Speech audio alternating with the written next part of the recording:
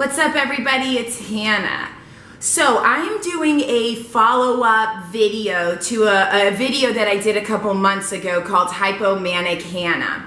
And it has to do with a lot of the questions I got after and some of the people, their comments and experiences that I kind of wanted to discuss pertaining to the aspect of bipolar disorder that we know as hypomania. I will never forget that when I looked up the symptoms of bipolar 2 disorder one time. I saw some of the things that said too confident, too excited, too happy. And I'm thinking to myself, damn, that sounds fantastic. Why would I ever want to not be too excited or too happy?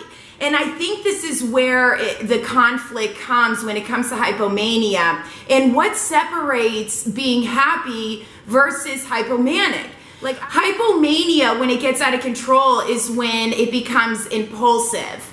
When I do things that are kind of a little bit crossing the line. And I'm going to give you an example right now. I dropped out of college at one point because I wanted to be a singer. And this is great, but I don't have a great voice. And I thought that I really did. And listen, I was young and I was experimenting. So I'm not going to completely blame it on bipolar disorder. But I dropped out of college and I caused my family a lot of financial debt. And I went and sang around at these places, which was fine. But then I ran up to New York City and ended up walking into all of these different places that were like modeling agencies, and it was freezing cold out. I didn't have a jacket or anything with my picture in my hand and was like, I'm Hannah Blum and I'm gonna be like the next Rihanna.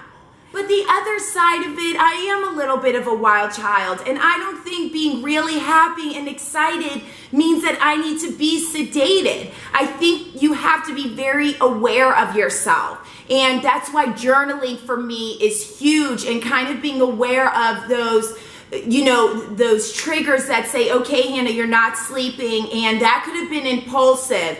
That's when I know that I'm going into a hypomania. But I think you can be happy and live with bipolar disorder. I mean, extremes are part of our life, right? That's kind of what makes us epic.